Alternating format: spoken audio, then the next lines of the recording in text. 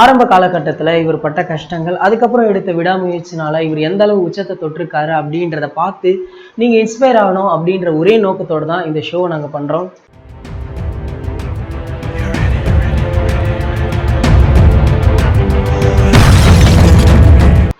இந்த தலை போல வருமா ஷோவை எவ்ரி வீக் ஃப்ரைடே கண்டிப்பா அப்லோட் பண்ணிடுவோம். இதுக்கு உங்களுடைய சப்போர்ட் கண்டிப்பா தேவை.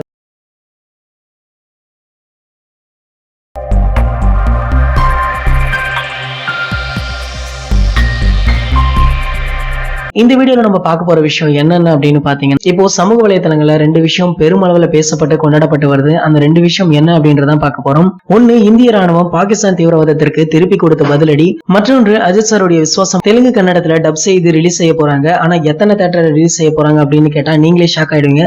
சரி, இந்த விஷயங்களை டீட்டெயிலா பார்க்கலாம். February 14th அப்படின்னா இப்போதெல்லாம் காஷ்மீர் புல்வாமா பயங்கரவாத தாக்குதல் தான் நமக்கு நினைவுக்கு வரும். நாடு முழுக்க பெரும் சோகத்தை ஏற்படுத்தியது. இந்திய ராணுவத்தை சேர்ந்த 44 வீரர்களும் மரணம் அடைஞ்சாங்க.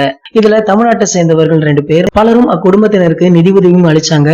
இப்போ பயங்கரவாதத்திற்கு காரணமாக ஜெய்ஷ் முகமது தீவிரவாத கும்பல் பாகிஸ்தான்ல பால்காட் பகுதியில பதுங்கி இருந்த கேம்புகள் மீது கோர தாக்குதல் நடத்தியிருக்காங்க இந்திய ராணுவம். குஜராத் மாநிலம் கட்ச் பகுதியில பறந்த பாகிஸ்தான் நாட்டுடைய ஆளில்லா உளவு விமானம் இஸ்ரேலிடமிருந்து இந்தியா வாங்கிய ஸ்பைடர் சுட்டு வீழ்த்தி இருக்கு.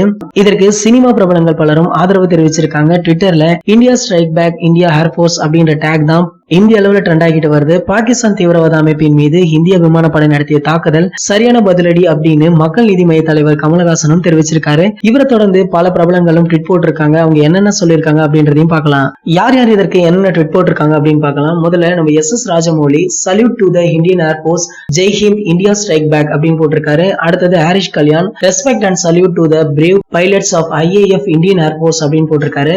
அடுத்ததாக நம்ம தலைவர் ரஜினிகாந்த் பிராவோ இந்தியா அப்படின்னு போட்டிருக்காரு. அடுத்ததாக நம்ம கேப்டன் விஜயகாந்த் அவர்கள் my thanks and congratulation to Indian air force and PM Narendra Modi ji for their timely retaliation of Pakistan India strike back Indian air force அப்படின்னு போட்டிருக்காரு. அடுத்ததாக Bollywood actor Akshay Kumar proud of our Indian air force fighters destroying terror camps quite no more India strike back அப்படின்னு போட்டிருக்காரு. அடுத்ததான் நம்ம Mahesh Babu extremely proud of our Indian air force salute to the brave pilots of IAF அப்படின்னு போட்டிருக்காரு. இவங்களை தொடர்ந்து நிறைய பிரபலங்களும் இந்திய ராணுவத்திற்கு தங்களுடைய வாழ்த்துக்களை தெரிவிச்சுட்டு தான் வராங்க. சரி, அடுத்தது விஸ்வாசம் படத்தை பத்தி பார்க்கலாம். விஸ்வாசம் படம் பொங்கல் ஸ்பெஷலா வெளியாகி இப்போது வர தமிழகத்திலேயே 100க்கும் அதிகமான திரையரங்கள்ல சக்சஸ்ஃபுல்லா போயிட்டு இருக்கு. இந்த படம் 130 கோடிகளுக்கு மேல வசூலை ஈட்டி இருக்கு அப்படின்னு இந்த படத்தை தயாரிச்ச தியாகராஜனை அண்மையில ஒரு பேட்டி கொடுத்து வெளியிட்டாரு. அதையும் ரசிகர்கள் வேற லெவல்ல கொண்டாடினாங்க. இன்னும் 2 நாள்ல இந்த படத்துடைய 50வது நாள் கொண்டாட்டமும் ஸ்டார்ட் ஆக போகுது. இப்போ என்ன அப்படின்னா மார்ச் 1ஆம் தேதி கன்னடம் மற்றும் தெலுங்குல இந்த படம் டப் செய்யப்பட்டு ரிலீஸ் செய்ய போறாங்க. தமிழகத்திலேயே இந்த படம் 600 திரையரங்குகள் தான் ரிலீஸ் ஆச்சு. ஆனா அங்க கிட்டத்தட்ட 400 திரையரங்குகள்ல ரிலீஸ் ஆகுதாம். மேலும் இது போல வேற்றுமொழி படங்களை டப் செய்யப்பட்டு அங்கு இத்தனை திரையரங்குகள்ல எந்த படத்தையும் ரிலீஸ் செஞ்சதே இல்லை அப்படின்னு ஒரு சிறப்பையும் பெற்றிருக்கு.